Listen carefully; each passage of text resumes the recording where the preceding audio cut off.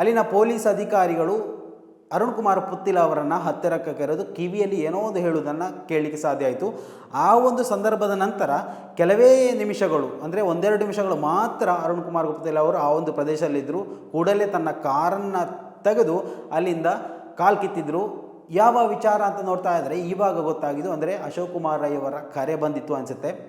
ಯಾರೂ ಕೂಡ ಯಾವ ಸಂಘಟನೆ ಕೂಡ ಇದರಲ್ಲಿ ಇನ್ವಾಲ್ವ್ ಆಗಬಾರ್ದು ಅನ್ನುವಂತಹ ಎಚ್ಚರಿಕೆಯನ್ನು ಕೊಟ್ಟಿದ್ದಾರೆ ಅನಿಸುತ್ತೆ.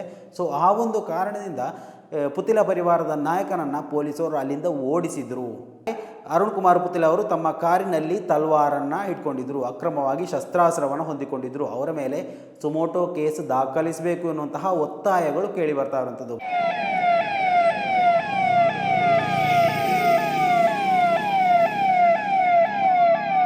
ಹಲೋ ಹಾಯ್ ಎಲ್ಲರಿಗೂ ನಮಸ್ಕಾರ, welcome back to Janata agent. Puttur ತಾಲೂಕಿನ ಈಶ್ವರಮಂಗಲದಲ್ಲಿ ಇವತ್ತು ಬೆಳಗ್ಗೆ ನಡೆದಂತಹ ಪೊಲೀಸ್ ಕಾರ್ಯಾಚರಣೆಯಲ್ಲಿ ಏನು ಅಕ್ರಮವಾಗಿ ಜಾನುವಾರುಗಳನ್ನು ಸಾಗಾಟ ಮಾಡ್ತಾ ಇದ್ದಾರೆ ಅನ್ನುವಂತಹ ಮಾಹಿತಿಯನ್ನು ಪಡೆದುಕೊಂಡು ಸಂಪ್ಯದ PSI ಯೊಂದಿಗೆ ಬಂದಂತಹ ಆ ಒಂದು ಪೊಲೀಸ್ ಅಧಿಕಾರಿಗಳಿದ್ದಾರೆ.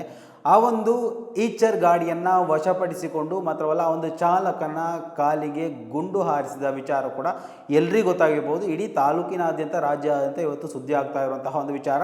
ಸೊ ಈ ಒಂದು ವಿಚಾರಕ್ಕೆ ಇವಾಗ ಟ್ವಿಸ್ಟ್ ಲಭಿಸ್ತಾ ಇರುವಂಥದ್ದು. ಸೊ ಆ ಒಂದು ಸಂದರ್ಭದಲ್ಲಿ ಪುತ್ತಿಲ ಪರಿವಾರದ ನಾಯಕ ಅರುಣ್ ಕುಮಾರ್ ಪುತ್ತಿಲ ಅವರು ಕೂಡ ಆ ಒಂದು ಸ್ಥಳಕ್ಕೆ ಭೇಟಿ ಕೊಟ್ಟಿದ್ದರು.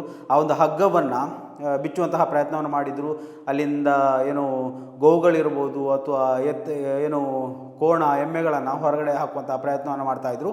ಸೊ ಆ ಒಂದು ಸಂದರ್ಭ ತಮ್ಮ ಕಾರಿನಲ್ಲಿದ್ದಂತಹ ಮಚ್ಚನ್ನು ಅಂದರೆ ತಲವಾರನ್ನು ತರಿಸಿಕೊಂಡು ಕಟ್ಟು ಮಾಡಿದಂತಹ ಒಂದು ವಿಚಾರ ನಡೆದಿತ್ತು. ಅದು ಸಾಮಾಜಿಕ ಜಾಲತಾಣದಲ್ಲಿ ವೈರಲ್ ಆಗಿತ್ತು. ಅವರ ಏನು ಬೆಂಬಲಿಗರ ಈ ಒಂದು ವಿಡಿಯೋವನ್ನು ತೆಗೆದು ಹೊರಗಡೆ ಹಾಕಿದರು. ಸೊ ಈ ಒಂದು ವಿಚಾರ ಇವಾಗ ಸಾಮಾಜಿಕ ಜಾಲತಾಣದಲ್ಲಿ ದೊಡ್ಡ ಮಟ್ಟದಲ್ಲಿ ಸುದ್ದಿ ಆಗ್ತಾ ಇರೋಂಥದ್ದು. ಈ ಒಂದು ವಿಚಾರದಲ್ಲಿ ಬಿಸಿ ಚರ್ಚೆ ಆರಂಭ ಆಗ್ತಾ ಇರುವಂಥದ್ದು. ಯಾಕೆ ಅರುಣ್ ಕುಮಾರ್ ಪುತ್ತಿಲ ಅವರು ತಮ್ಮ ಕಾರಿನಲ್ಲಿ ತಲ್ವಾರನ್ನು ಇಟ್ಕೊಂಡಿದ್ರು, ಅಕ್ರಮವಾಗಿ ಶಸ್ತ್ರಾಸ್ತ್ರವನ್ನು ಹೊಂದಿಕೊಂಡಿದ್ದರು, ಅವರ ಮೇಲೆ ಸುಮೋಟೋ ಕೇಸ್ ದಾಖಲಿಸಬೇಕು ಎನ್ನುವಂತಹ ಒತ್ತಾಯಗಳು ಕೇಳಿ ಬರ್ತಾ ಇರುವಂಥದ್ದು.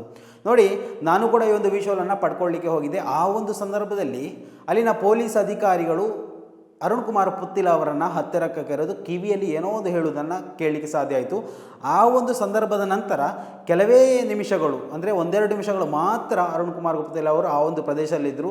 ಕೂಡಲೇ ತನ್ನ ಕಾರನ್ನು ತೆಗೆದು ಅಲ್ಲಿಂದ ಕಾಲು ಕಿತ್ತಿದ್ರು.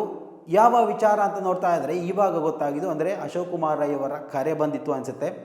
ಯಾರೂ ಕೂಡ ಯಾವ ಸಂಘಟನೆ ಕೂಡ ಇದರಲ್ಲಿ ಇನ್ವಾಲ್ವ್ ಆಗಬಾರ್ದು ಅನ್ನುವಂತಹ ಎಚ್ಚರಿಕೆಯನ್ನು ಕೊಟ್ಟಿದ್ದಾರೆ ಅನಿಸುತ್ತೆ. ಸೊ ಆ ಒಂದು ಕಾರಣದಿಂದ ಪುತ್ತಿಲ ಪರಿವಾರದ ನಾಯಕನನ್ನು ಪೊಲೀಸರು ಅಲ್ಲಿಂದ ಓಡಿಸಿದರು ಎನ್ನುವಂತಹ ವಿಚಾರ ಇವಾಗ ಬೆಳಕಿಗೆ ಬರ್ತಾ ಇರುವಂಥದ್ದು. ಯಾಕೆಂತ ಕೇಳಿದರೆ ನೋಡಿ, ಯಾರು ಅಶೋಕ್ ಕುಮಾರ್ ರೈ ಅವರು ಪುತ್ತೂರಿನ ಶಾಸಕರು ಭೇಟಿ ಕೊಟ್ಟಿದ್ದರು. ಮಾತ್ರವಲ್ಲ ಖಡಕ್ಕಾಗಿ ವಾರ್ನಿಂಗನ್ನು ಕೂಡ ಕೊಟ್ಟರು. ನೋಡಿ, ಈ ವ್ಯವಹಾರಗಳು ಮಾಡಲಿಕ್ಕೆ ಇನ್ನೂ ಹಲವು ದಾರಿಗಳಿವೆ. ಈ ಥರ ಅಕ್ರಮವಾಗಿ ಏನು ನಮ್ಮ ರಾಜ್ಯದಲ್ಲಿ ನಿಷೇಧ ಮಾಡಿರುವಂತಹ ಒಂದು ಕೃತ್ಯವನ್ನು, ಗೋಹತ್ಯೆ ಇರ್ಬೋದು, ಗೋ ಸಾಗಾಟ ಇರ್ಬೋದು, ಏನಿರ್ಬೋದು, ಅದನ್ನು ಮಾಡಿ ನೀವು ಶಿಕ್ಷೆಗೆ ಒಳಗಾಗಬೇಡಿ. ಏನು ಇವತ್ತು ಕಾಲಿಗೆ ಗುಂಡು ಹಾಕಲಾಗಿದೆ, ಇನ್ನು ಮುಂದಿನ ದಿವಸಗಳಲ್ಲಿ ಇದನ್ನೇ ಪುನರಾವರ್ತನೆ ಮಾಡಿದಲ್ಲಿ ಅದು ಗುಂಡುಗಳು ಬೇರೆ ಕಡೆಗಳಿಗೂ ಹೋಗಿ ಬೀಳಲಿಕ್ಕಿದೆ.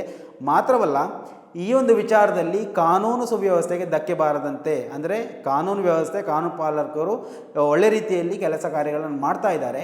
ಯಾವುದೇ ಸಂಘಟನೆಯ ಅಗತ್ಯ ಇಲ್ಲ. ಇಲ್ಲಿ ಬಂದು ತಾವೇನೋ ಮಾಡಿದ್ದೇವೆ ಅಂತ ತಮ್ಮ ಸ್ಟೇಟಸನ್ನು ಹರಿಯಬಿಡುವಂತಹ ಅಗತ್ಯತೆ ಇಲ್ಲಿ ಖಂಡಿತವಾಗಿಯೂ ಇಲ್ಲ.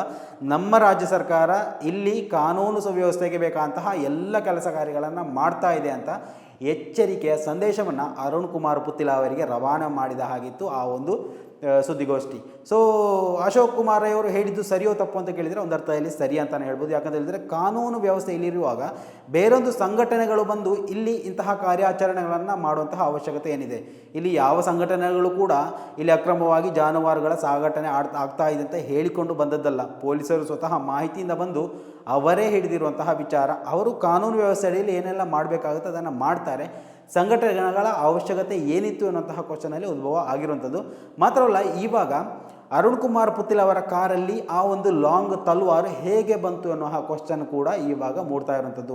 ಇವಾಗ ದಕ್ಷಿಣ ಕನ್ನಡ ಜಿಲ್ಲೆಯ SP ಕೂಡ ಈ ಒಂದು ವಿಚಾರದಲ್ಲಿ ಪ್ರತಿಕ್ರಿಯೆ ಕೊಟ್ಟಿದ್ದಾರೆ. ಇನ್ನು ಈ ಒಂದು ಅರುಣ್ ಕುಮಾರ್ ಪುತ್ತಿಲ ವಿಚಾರದಲ್ಲೂ ಕೂಡ ಪ್ರತಿಕ್ರಿಯೆಯನ್ನು ಕೊಡ್ಬೋದು ಅಂತ ನಾವು ಕಾಯ್ತಾ ಇರಬೇಕಾಗುತ್ತೆ. ಯಾಕಂತ ಹೇಳಿದರೆ ಇದು ಕೂಡ ಒಂದು ಸುಮೋಟೋ ಕೇಸ್ ದಾಖಲಿಸುವಂತಹ ಒಂದು ಪ್ರಕರಣ. ಯಾರು ಕೂಡ ತಮ್ಮ ವಾಹನಗಳಲ್ಲಿ ಅಕ್ರಮವಾಗಿ ತಲವಾರುಗಳನ್ನು ಶೇಖರಿಸಿಕೊಂಡು ಹೋಗುವ ಹಾಗೆ ಇಲ್ಲ.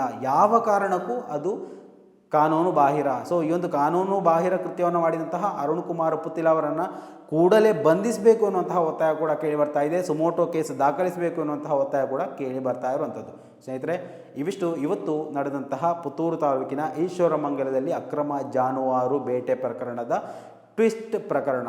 ಸೊ ಮುಂದಿನ ಮಾಹಿತಿಯೊಂದಿಗೆ ಮತ್ತೆ ಭೇಟಿಯಾಗೋಣ. ಅಲ್ಲಿವರೆಗೂ ನಮಸ್ಕಾರ.